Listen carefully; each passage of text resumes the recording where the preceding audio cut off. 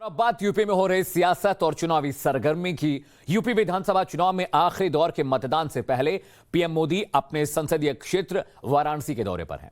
आज पीएम के काशी दौरे का दूसरा दिन है। पीएम मोदी आज वाराणसी में एक विशाल जनसभा को संबोधित करने वाले हैं। इसके और भी कई कार्यक्रम में पीएम मोदी शामिल होने की उम्मीद है। वाराणसी दौरे के पहले दिन पीएम मोदी अलग अलग अंदाज में नजर आए। मोदी ने वाराणसी में कल 3 किलोमीटर लंबा रोड शो किया, जो मलदैया चौराहे से शुरू हुआ और काशी विश्वनाथ धाम पहुंचकर पूरा हुआ। इस दौरान लोग पीएम मोदी की एक झलक पाने के लिए बेताब दिखे। पीएम ने हाथ जोड़कर लोगों का अभिवादन स्वीकार किया। बीच में उन्होंने बाबा विश्वनाथ के मंदिर में हाजिरी भी लगाई। बाबा विश्वनाथ की पूजा अर्चना करने के बाद पीएम मोदी मंदिर परिसर में डमरू बजाते भी दिखाई दिए। पूजा अर्चना के बाद मोदी का काफिला आगे बढ़ा और लंका इलाके में पहुंचा, जहां मोदी ने महामना मदन मोहन मालवीय को नमन किया। 80 इलाके से गुजरते वक्त पीएम मोदी ने अपने काफिले को रुकवाया और पप्पू चाय की अड़ी पर पहुंच गए। यहां उन्होंने आम लोगों के साथ बैठकर चाय की चुस्कियां ली। इसके बाद उन्होंने पान भी खाया। पीएम मोदी कल देर रात वाराणसी कैंट रेलवे स्टेशन के सरप्राइज चेक के लिए भी पहुंचे और इसके बाद उन्होंने खिड़किया घाट का दौरा भी किया। वहां पर भी देखा कि क्या कुछ चल रहा है। ये देखिए, प्रधानमंत्री Narendra Modi Cantt railway station पहुंचे थे, चाय की चुस्की ली, बनारसी पान का जायका लिया। आज पीएम मोदी के दौरे का दूसरा दिन है।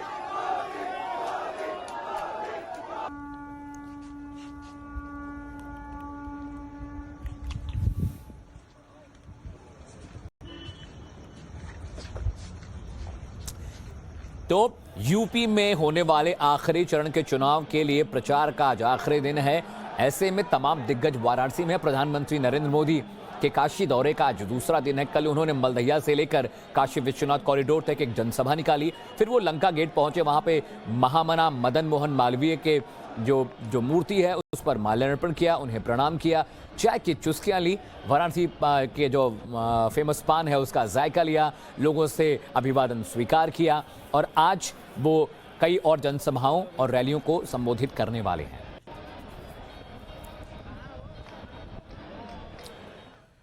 यूपी में 7वें चरण के मतदान के लिए चुनाव प्रचार का आज आखिरी दिन है।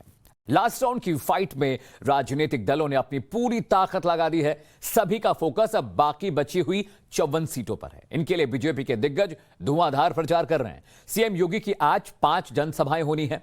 सीएम योगी सोनभद्र, भदोही और आजमगढ़ में प्रचार करते नजर आएंगे। वहीं केंद्रीय गृह मंत्री अमित शाह जौनपुर के मल्हनी में चुनावी सभा को संबोधित करेंगे। भदोही के सीतामढ़ी में जेपी नड्डा, जो कि बीजेपी के राष्ट्रीय अध्यक्ष हैं, वो सीतामढ़ी में होंगे। भदोही का इलाका है और वहां पर भी बीजेपी पूरी कोशिश होगी कि समाजवादी पार्टी और बीएसपी प्रत्याशियों को एक बड़े मार्जिन से बीजेपी हराकर वो सीट हासिल करे।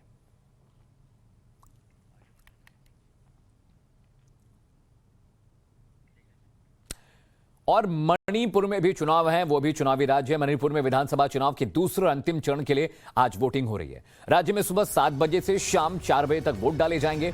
दूसरे चरण में राज्य की 22 विधानसभा सीटों पर मतदान हो रहा है। इनमें 11 सीटें अनुसूचित जाति के लिए आरक्षित हैं।